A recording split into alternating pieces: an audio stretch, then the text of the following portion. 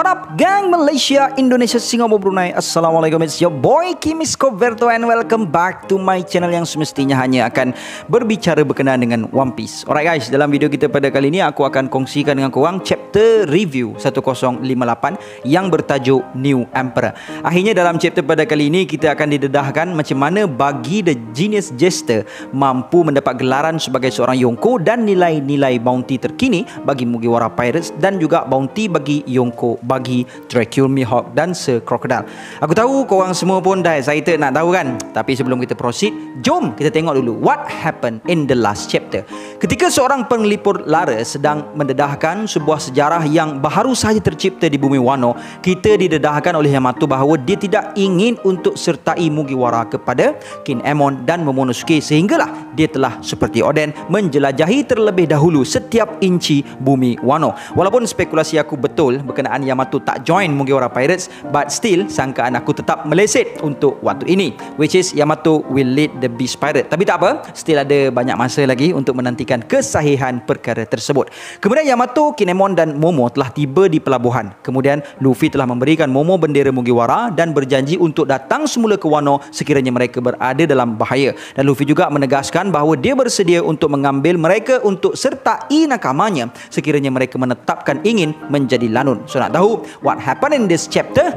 Jom, let's proceed with the content. Tapi sebelum itu, kepada korang yang belum lagi subscribe channel ini, jangan lupa untuk subscribe dan menekan bell notification button supaya korang tak ketinggalan video-video dari aku. Subscribe channel Skoverto Anime, channel terbaru dari aku. Sekiranya korang berminat untuk jadi speaker, just hantarkan video korang ke email kimiskoverto@gmail.com. Ayo kita jadikan channel ini setanding dengan channel-channel yang ada di seluruh dunia. Stay with me guys.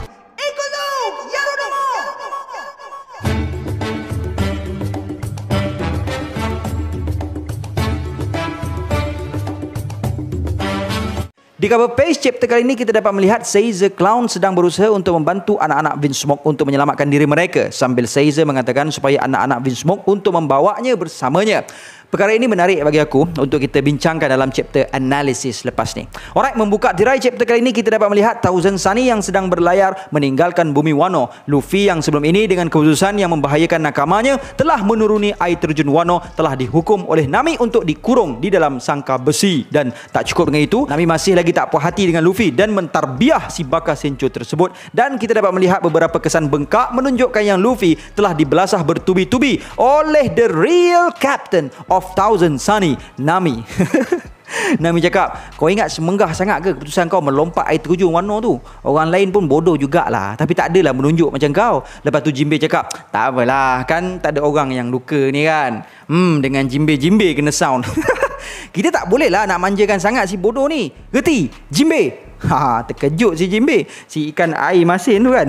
Jinbe yang melihat aura kemarahan Nami terkejut dan tertanya, ush, Conqueror Haki ke ni? Lepas tu kita boleh tengok Usopp dengan Chopper yang berlindung sambil memakai topi keselamatan menasihati Jinbe, bos, jangan tegur dia masa dia tengah marah.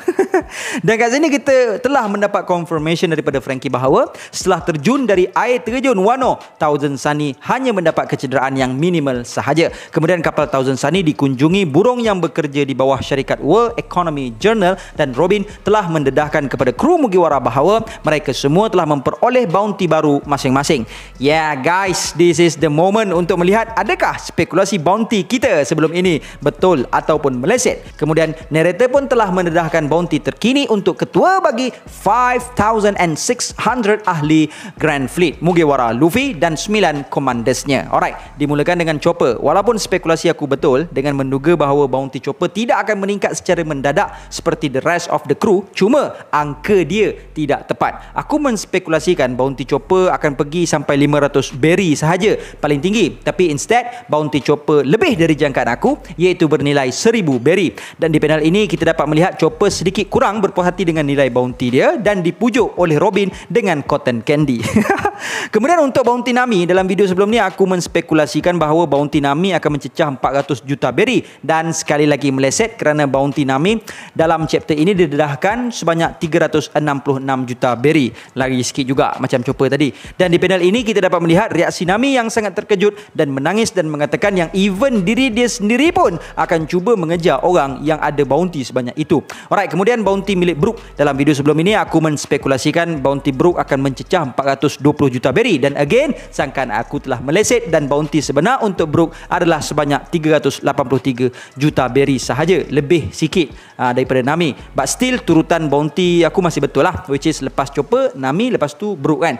Dan di panel ini kita dapat melihat Brook telah pun berpuas hati dengan bounty yang diperolehinya tersebut. Alright, next bounty adalah Frankie. So dalam video spekulasi aku menyangka setelah menewaskan Sasaki yang memiliki bounty yang bernilai 472 juta berry, bounty Frankie akan naik kepada 500 juta berry. Again, tersasar kerana bounty official Frankie adalah sebanyak 394 juta berry sahaja. Dan di panel ini kita dapat melihat reaksi Frankie yang tersangat marah kerana muka dia digantikan dengan muka Thousand Sunny.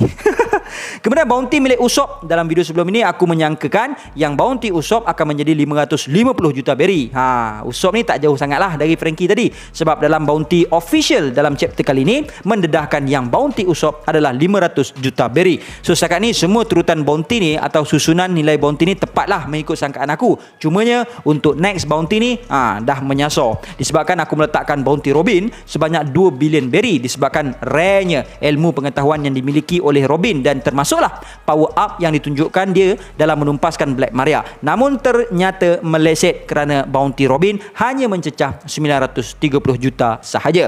Kemudian di panel seterusnya kita dapat melihat bounty ketiga-tiga trio baharu Mugiwara Pirates, Sanji, Jinbei dan Zoro. Untuk Jinbei aku spekulasikan akan menjadi 1 billion berry, tapi lagi sikit daripada official bounty, iaitu berjumlah 1.1 billion berry. Manakala Sanji aku spekulasikan menjadi 1.6 billion berry, tapi dalam official bounty adalah sebanyak 1.032 billion berry. Manakala Zoro aku spekulasikan sebanyak 1.5 billion berry, tapi dalam official bounty Zoro sama nilai seperti Jinbei, cuma penambahan 1100 berry je, iaitu sebanyak 1 billion 100 juta dan 1100 berry. Dan di panel ni kita boleh tengok bukan main rapat lagi Zoro menganjing si kening putar tu. Fras menonggeng Sanji. Dan finally bounty untuk Luffy aku sasarkan sebanyak 5.8 billion berry, namun dalam official bounty hanyalah sebanyak 3 billion berry sahaja. Dan dalam panel ni kita boleh tengok dua pemandangan yang kelakar, which is Zoro dengan Sanji tengok bergaduh pasal bounty. Lepas tu Zoro cakap, "Hey, respect sikit dengan nombor 2." Dan Luffy masih lagi dibiar terkurung lepas tindakan dia yang hampir membunuh ahli kru dia sebelum ini.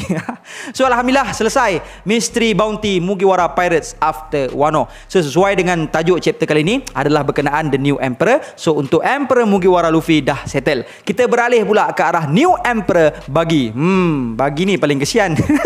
Memang Oda semat gila. Langsung kita tak perasan soal ini. Dan di panel lepas ni akan ditunjukkan sebab sebenar Buggy menjadi Yonko. Alright, setelah scene dibawa ke arah Empty Bluff Island di New World, di sini kita dapat menyaksikan perbualan anak kru Buggy yang masih lagi belum berhenti takjub dan taksub dengan bos mereka. Dua orang di sini menyangka ketika sistem Shichibukai dihapuskan dan Marine mula mengejar angkatan Shichibukai, lanun Buggy akan segera bungkus, dan mereka sangat mengagumi bos mereka yang senantiasa memiliki kelicikan. Namun di panel ini kita dapat melihat seperti mana Luffy yang berbenjol-benjol kepala, kita akhirnya didedahkan who is the real boss. Buggy yang tersepit telah memohon agar dilepaskan dan rela untuk menjilat kasut mereka demi dilepaskan. Kemudian Crocodile pun menjelaskan segala-galanya. Crocodile mengatakan bahawa Cross Guild sepatutnya berada di bawah kendalian dirinya dan Mihawk. Dan Crocodile tanya kepada Buggy, "Kenapa pula kau yang jadi bos sekarang ni?" Buggy yang terkelu dan berada dalam masalah yang sangat besar hanya mampu untuk memohon maaf dari Crocodile dan Mihawk. Kemudian Mihawk berkata, "Mungkin kau seorang je kot dalam sejarah Lanun yang jadi Yonko sebab merayu minta kesian. Ni kalau aku potong pun tak balik modal lah." Kemudian krokodil cakap, benda ni dah lebih dari menghina ni, dan bagi hanya mampu memohon supaya dirinya tidak dibunuh. Dan Mihawk berkata permohonan itu sangat mengarut dan tidak semena-mena muncul si Galdino, iaitu former Barak Work yang sebelum ini dikenali sebagai Mr. Tree, yang sangat teruja melihat tuannya kembali dan sangat berbesar hati sekiranya dapat berkhidmat di bawah tuannya semula. Dan melihatkan perkara tersebut, bagi menjadi sangat marah. Sungguh pun sanggulnya sedang dicekak krokodil. Dan di panel ini kita dapat melihat tahap kesetiaan kru bagi setelah Galdino bersedia untuk mufarakah. Begitu jugalah dengan ahli-ahli krunya yang lain yang di dalam panel ini semuanya nak mufarakah dari bagi dan follow krokodil. Kemudian melalui flashback, Mihawk telah menjelaskan segala-galanya. Ketika Mihawk dikepung di Gloom Island, krokodil telah menghubungi Mihawk yang pada ketika itu hanya berkeinginan untuk berpindah ke tempat lain tanpa gangguan. Namun krokodil lah yang menawarkan pakatan dengan Mihawk, kerana menurut krokodil, Marine akan menghadapi kesulitan sekiranya berhadapan dengan sebuah organisasi yang terpimpin dan ditambah lagi dengan dua bekas cibukai bergabung.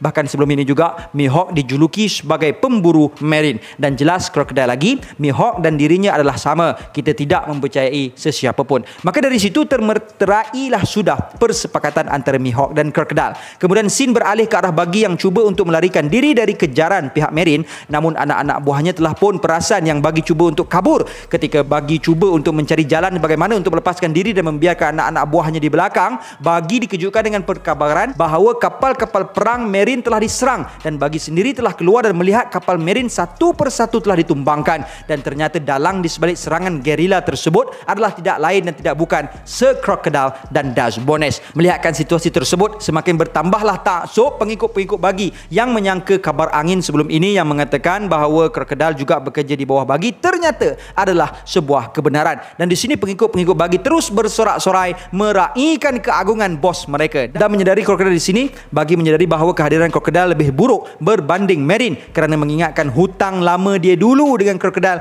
masih belum terlunas. Kemudian setelah menumpaskan semua Marine yang berada di luar, krokodil telah memasuki bilik VIP bagi dan berjumpa bersendiri dengan bagi, dan sedikit terkejut kerana bagi tidak melarikan diri seperti biasa. Dan bagi pun menjelaskan bahawa dia tidak memiliki apa-apa lagi untuk waktu ini untuk dibayar kepada krokodil, kerana dia mempunyai terlalu ramai anak buah untuk disuap. Manakala nasibnya terus malang setelah angkatan jayanya juga telah memutuskan untuk mengundurkan diri dari persatuannya. Kemudian krokodil mengatakan dia boleh jual bagi sebagai hamba untuk lunaskan hutang bagi itu, kerana bounty bagi tidak kurang tingginya. Namun bagi cuba memujuk krokodil dengan mengingatkan krokodil bahawa sebelum ini mereka merupakan rakan sepenjara. Krokodil kemudiannya menegaskan bahawa dia tak peduli dan dia perlukan juga duit dari bagi, kerana dia ingin menubuhkan company dia sendiri dan dia perlukan modal. Mendengarkan perkara itu, bagi telah menjualkan company-nya dan dirinya sendiri ingin menyertai krokodil sebagai ganti hutangnya. Kerana dalam company bagi, dia memiliki khidmat pengiklanan, kepakaran,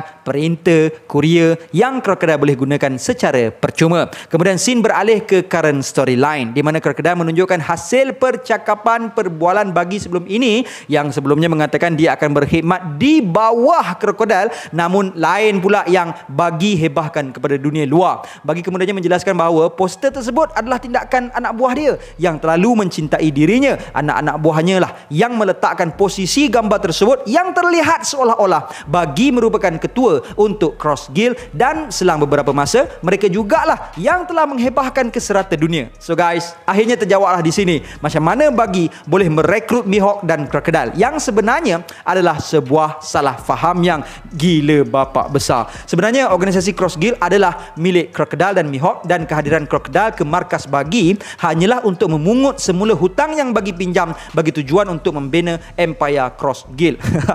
Kemudian scene beralih ke arah Navy Headquarter, yang kita dapat melihat perbualan di sana sedang bercerita tentang bagi yang menjadi mastermind dalam kelolosan dari penjara Impel Down, dan dia juga merupakan salah seorang daripada kru Pirate King. Sebabkan itu jugalah dia mampu untuk mengeratkan hubungan dengan Shanks, dan sekarang Mihawk dan krokodil sedang berada di markas Empty Bluff, yang mana krokodil telah membantu bagi mengalahkan angkatan Marine di sana. Dan Brandew menambahkan lagi bahawa dengan tertubuhnya pakatan baharu mereka yang memfokuskan untuk memburu pihak Marine, mereka kini meraih banyak sponsor dari organisasi-organisasi yang berbahaya yang memiliki tujuan yang sama. Jadi ternyata kini Cross Guild merupakan sebuah ancaman yang besar. Kemudian Brandew mendedahkan bounty terkini untuk mereka bertiga. Krokodil dengan bounty bernilai 1.965 bilion, Mihawk yang memiliki kekuatan berpedang yang lebih unggul bahkan mengatasi Shanks telah mempunyai nilai bounty sebanyak 3.59 bilion berry, manakala Bagi mendapat bounty sebanyak 3.189 bilion berry, menjadikan Bagi sebagai salah seorang Yonko dan kini dinobatkan sebagai antara lanun yang paling berbahaya. Kemudian scene beralih semula ke arah markas Bagi dan seperti yang aku spekulasikan dalam video sebelumnya,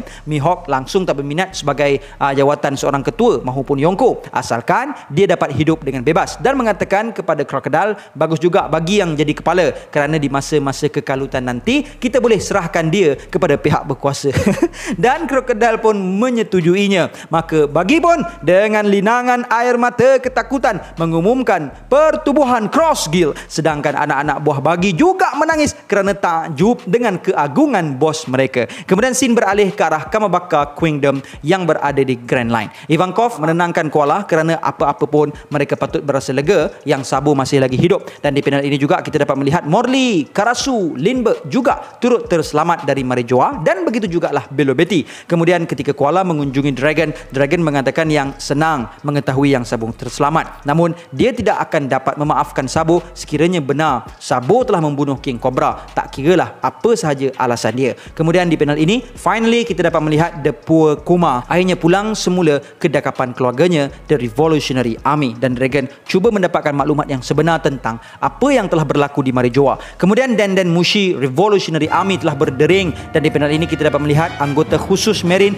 telah berjaya menjejaki perhubungan komunikasi pasukan Revolutionary Army, dan ketika Koala mengangkat telefon, ternyata orang yang menghubungi markas sementara Revolutionary Army tidak lain dan tidak bukan adalah Sabo, dan chapter pun tamat.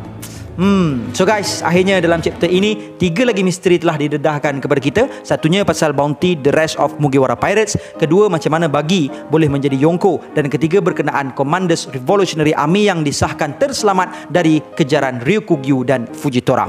So guys, that's all I have untuk perkongsian kali ini, and insyaAllah lepas ni aku akan hasilkan video analisa macam biasa, dan harap korang dapat support semua video dari channel ini, dan mohon bantuan korang juga supaya channel ini dapat capai 150,000 subscribers dalam masa yang terdekat. See you guys in the next content, and until then my gang, there is no God except Allah. Assalamualaikum warahmatullahi